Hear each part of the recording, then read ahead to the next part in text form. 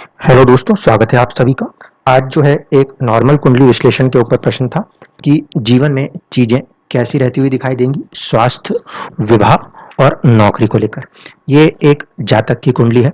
सबसे पहली चीज जिनको हमें यहाँ पे ऑब्जर्व करना है वो ये देखें कि लगन से काफी सारे ग्रह जो हैं वो केंद्र में ही स्थित है, और कम से कम जो 5 ग्रह केंद्र में हैं वो सभी के सभी क्रूर ग्रह कहे जा सकते हैं। सूर्य क्रूर हैं, पापी नहीं है, लेकिन फिर भी अगर मैं सिर्फ सूर्य को छोड़ दूं तो 4 ग्रह ऐसे हैं जो कि क्रूर भी हैं और पापी भी हैं। ऐसे स्थिति में जब कभी भी कोई क्रूर ग्रह केंद्र में बैठा हो तो हमें फल को इस बात पे निर्धारित करना पड़ेगा कि वो ग्रह क्या अपनी क्रूरता त्याग रहा है, अन्यथा नहीं। कई बार ऐसा होता है कि लोग ये बोलते हैं क्रूर ग्रह केंद्र में बैठे हैं तो सब कुछ खराब होगा। नहीं, ऐसा नहीं है। अब देखिए यहाँ पे चीजें कैसे डिसाइड करें। सबसे पहली चीज, पहले भाव के अंदर मंगल विराजमान है। मंगल जो है उस कुंडली में पहले भाव के भी स्वामी है और छठे भाव के भी स्वामी। पहले भाव का स्वामी होकर और एक क्रूर ग्रह होने के कारण वो अपनी क्रूरता को त्याग देंगे। तो मंगल का केंद्र में होना कोई बुराई नहीं है, वो अच्छा फल देने की कोशिश करेंगे। केतु जो है वो मंगल के घर में बैठ गए हैं तो वो मंगल के प्रभाव में चलेंगे, लेकिन एक बात ध्यान रखिएगा कि स्वास्थ्य के मामले में क्योंकि वो छठे भाव के स्वामी हैं तो कहीं ना कहीं थोड़ा सा परेशान करने की क्षमता केतु में भी है और मंगल में भी है, क्योंकि छठे भाव का संबंध भी वहां पर है। लेकिन ये कॉम्बिनेशन जातक को एंगर, एग्रेशन, मंगल का प्रभाव वो भी लगन के ऊपर होने की वजह से बिल्कुल देता हुआ नजर आएगा। लगन में जो नक्षत्र उत्पन्न हुआ है वो शनिदेव का है, अनुराधा नक्षत्र।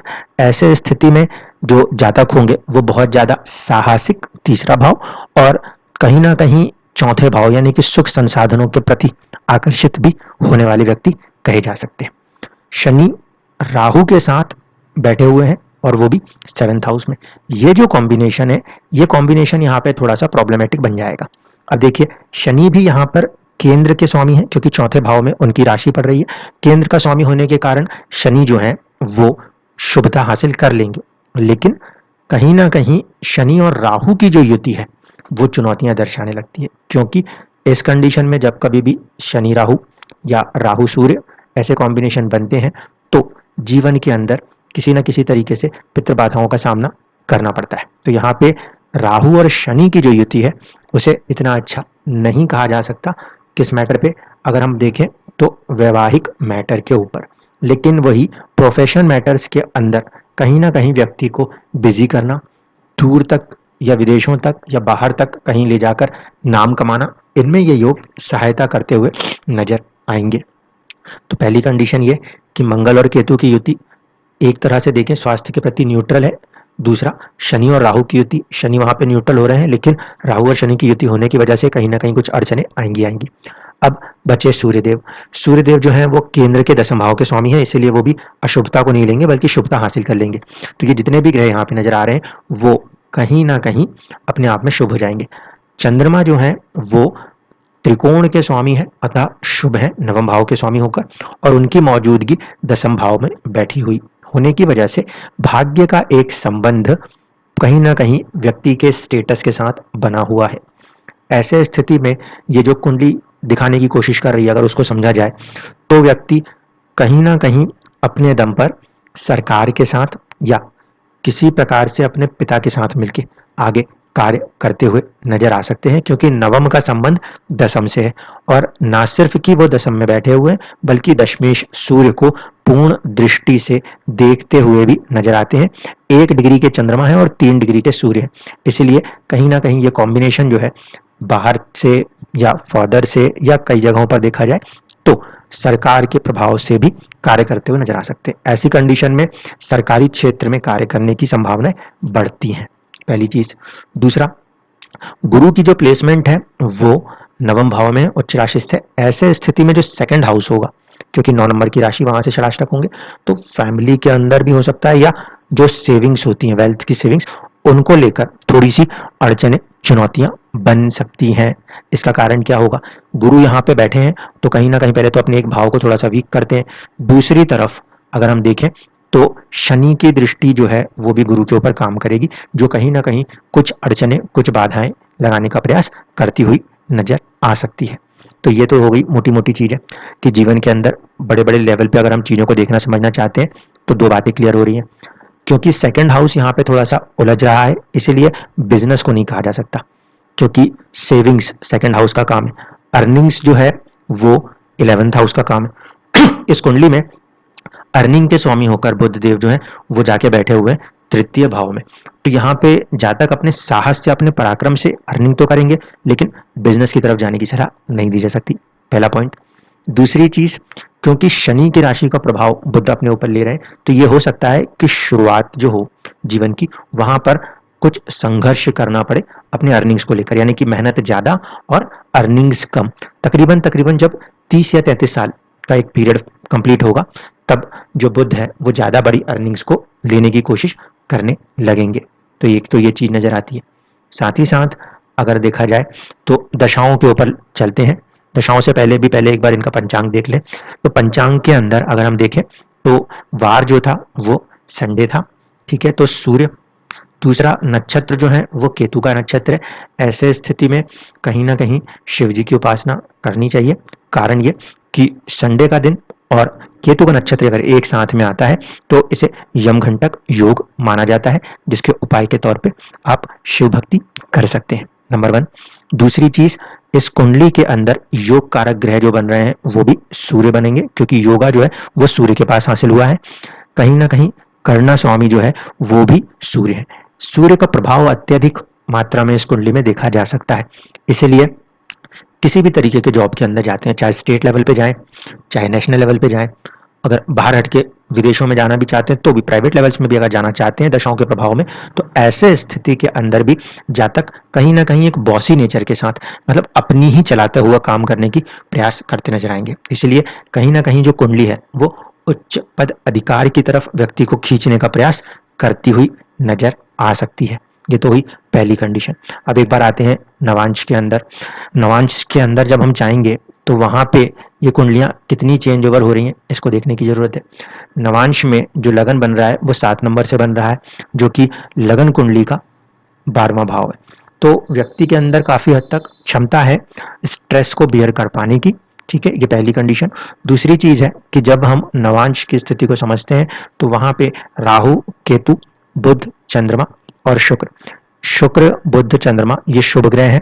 इनका प्रभाव इन भावों के ऊपर है, लेकिन राहु और केतु के साथ कॉम्बिनेशन होने की वजह से कुछ चुनौतियां यहाँ पे कही जा सकती हैं, नंबर 1।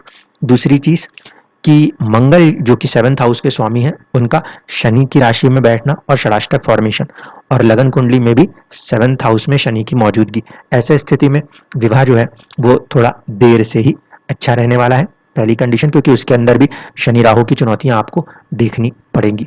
कार्य क्षेत्र को लेकर यदि बात की जाए तो उसके लिए दशाओं को साथ में लेकर चलना आवश्यक होगा। और दशा को देखें तो इस समय शुक्र की दशा जो है वो कहीं ना कहीं जातक के ऊपर कार्य कर रही है। शुक्र की दशा क्योंकि 7th लॉर्ड भी है और 12th लॉर्ड भी है, तो खर्चे और परेशानियां दोनों को अपने साथ लेकर चलने की क्षमता है। 7th के स्वामी होने की वजह से ये दशा जो है लंबी यात्राओं को भी कराने में सक्षम हो सकती है, ठीक है। यहाँ पे स्वास्थ्य का थोड़ा सा ध्यान रखने की आवश्यकता जरूर पड़ेगी, क्योंकि 7वें और 12वें के स्वामी दोनों एक साथ और वो भी 2nd हाउस से होकर चल रहे हैं। ऐसे स्थिति में थकावट या हेल्थ के ऊपर कुछ प्रभाव ना पड़े, इस पे आपको जरूर ध्यान देना चाहिए। अब अगर देखें तो शुक्र का जो फॉर्मेशन है इस कुंडली में वो कहीं ना कहीं अपने ही नक्षत्र से जुड़े हुए हैं। ऐसे स्थिति में जातक दो प्रकार की मानसिकताएं दिखा सकते हैं, या तो वो व्यापार की तरफ आकर्षित हो सकते हैं या फिर विदेश की तरफ, 12th हाउस की तरफ भी अपना आकर्षण इस शुक्र के दशा प्रभाव के अंदर दर्शा सकते हैं। ये कंडीशन यहाँ पे बनती है। 2029 तक की स्थिति अगर हम इस तरीके से देखें तो ये चीजें मैरिज की तरफ ले जाने के लिए और बाहर की घूमने वाली चीजों के लिए ठीक ठाक कह सकते हैं। इसके बाद जो दशा प्रभाव बनेगा वो बनेगा सूर्य का, और सूर्य इस कुंडली में 10th के स्वामी है। यहाँ पर जाके कहीं ना कहीं जीवन के अंदर एक उन्नति का अच्छा अवसर प्रदान होता हुआ नजर आएगा। साथ ही साथ अगर हम दशमांश की कुंडली को भी देखें तो यहाँ पर भी हम देखते हैं कि लगन वर्गोत्तम होने के कारण और सूर्य जो है वो 10th के ही स्वामी होने के कारण जब भी अपनी दशा अंतर दशाओं में चलेंगे तब बार बार वो स्टेटस के प्रति कुछ ना कुछ आगे बढ़ने के लिए प्रेरित करते हुए नजर आएंगे। सूर्य की महादशा, सूर्य में चंद्रमा, सूर्य में गुरु और कुछ हद तक सूर्य में मंगल, ये सभी जो दशाएं इस पीरियड में बनेंगी 2029 से 35 तक, ये जातक को कार्य क्षेत्र में अच्छी वृद्धि प्रदान करने वाली कही जा सकती हैं। इस समय जो दशा चल रही है शुक्र की, वो शुक्र की दशा कहीं ना कहीं प्रोफेशनल लाइफ के पॉइंट पे थोड़ी सी चुनौतियों को दिखाने का कार्य करती हुई नजर आएंगी। कारण यह है कि दशमांश में भी शुक्र जो है वो 12वें और 7वें के स्वामी हैं और 8वें भाव में जाके बैठे हुए हैं। तो कई कई बार ऐसा भी लगेगा कि मुझे कुछ करना चाहिए भी कि नहीं करना चाहिए, और कई बार ऐसा लगेगा कि या तो विदेश या तो मुझे अपना कोई व्यापार कर लेना चाहिए। लेकिन दशमांश में जो पहले भाव के स्वामी हैं वो है सूर्य, उनकी मौजूदगी पंचम भाव में है और वो भी सूर्य के साथ है। ऐसे स्थिति में कहीं ना कहीं अगर हम देखें तो व्यक्ति नौकरी करते हुए नजर आते हैं, और धीरे धीरे करके क्योंकि यहाँ पे सूर्य का संबंध गुरु के साथ परिवर्तन योग में होने की वजह से है, इसीलिए एक ऐसा भी स्टेज आ जाएगा जहाँ पे व्यक्ति किसी बड़े पोस्ट पोजीशन को हासिल करते हुए नजर आएंगे, और फिर वहां से धीरे धीरे करके जो उनकी तरक्कियां हैं वो आगे बढ़ती हुई नजर आती हैं। जब सूर्य के आगे की दशा को हम देखेंगे तो फिर वो चंद्रमा की दशा बनेगी, जो कि कहीं ना कहीं भाग्य के स्वामी और साथ ही साथ फर्स्ट हाउस को प्रभावित कर रहे हैं, यानी कि खुद के नाम और शोहरत को प्रदान करने का कोशिश करते हुए नजर आएंगे। अब यहाँ पे जो दो तीन चीजों पर ध्यान रखने की बात थी तो वो ये कि देखिए, दशा के हिसाब से केतु की दशा और मंगल की दशा, ये दो दशाएं या इनकी जब कभी भी प्रत्यंतर अंतर दशाएं चले, वहां पे स्वास्थ्य के प्रति थोड़ा सा सजग रहने की आवश्यकता पड़ेगी, अन्यथा नहीं। क्योंकि केतु और मंगल जो है वो फर्स्ट हाउस में बैठे हैं, फर्स्ट हाउस में बैठ के उस भाव को प्रभावित कर रहा है केतु, और साथ साथ राहु का प्रभाव भी है, शनि का प्रभाव भी है। तो शनि, राहु और केतु, इन तीन क्रूर ग्रहों का प्रभाव सीधे सीधे लगन और लग्नेश दोनों पर है। इस कंडीशन में जब जन्म केतु की दशा में हुआ था तो उस कंडीशन में शुरुआत के कुछ समय में स्वास्थ्य को चुनौतियां आना संभव था, पहली चीज। दूसरा, मंगल की दशाओं के अंदर भी ये चुनौतियां रह सकती हैं, तो स्वास्थ्य को लेकर जो है वो आपको मंगल की दशा में थोड़ा सा ज्यादा सजग और सतर्क रहना चाहिए। जहां तक ये कुंडली का फॉर्मेशन नजर आता है तो चंद्रमा भी अपना प्रभाव दसम भाव से करता हुआ नजर आ रहा है, जो अर्थ त्रिकोण का भाव है और भाग्य का स्वामी भी है चंद्रमा। ऐसे स्थिति में जहाँ तक कहीं ना कहीं अपने जीवन में एक अच्छा अमाउंट, अच्छी एक सेविंग्स को बनाने की कोशिश करते हुए नजर आ सकते हैं। लेकिन चीज वही है, 12वें का स्वामी होकर शुक्र क्योंकि सेकंड हाउस में जाके बैठा हुआ है, तो वहां पे जीवन के अंदर ऐसे लोग कई बार बेवजह अपनी जो अर्निंग्स है, अपनी जो सेविंग्स है बल्कि, उनको खर्च करने लगते हैं। तो यहाँ पे हद से ज्यादा सेविंग्स को खर्च करने की जो प्रवृत्ति बन सकती है, जो एक मानसिकता बन सकती है, उसे कंट्रोल करते हुए जीवन में आगे बढ़ना चाहिए। सप्तम में स्पेसिफिकली अगर हम देख रहे हैं तो सप्तम का स्वामी होकर शुक्र सप्तम से भी षडाष्टक संबंध बना रहा है। ऐसे स्थिति में थोड़ा सा मैरिज के टाइम भी सावधान रहना चाहिए। दूसरी चीज है कि मंगल लगन में ही है, इसलिए मांगलिक प्रभाव को मिलाकर ही चीजें आगे देखनी पड़ेंगी। स्वास्थ्य के प्रति बार बार कहूंगा सजग रहने की आवश्यकता होगी, खासकर तब जब दशाएं जो है वो मंगल की चल रही हो या शनि राहु की दशाओं का प्रभाव चल रहा हो, क्योंकि उनका संबंध कहीं ना कहीं इस कुंडली में स्वास्थ्य को, फर्स्ट हाउस को पूरी तरह से प्रभावित करने की कोशिश करता है। मंगल पे भी दृष्टि, जो कि फर्स्ट हाउस का लॉर्ड ही है, और खुद मंगल ही छठे भाव का स्वामी यानी कि रोग भाव का स्वामी होकर पहले भाव को भी इस तरीके से पीड़ित करता हुआ नजर आता है। धन्यवाद।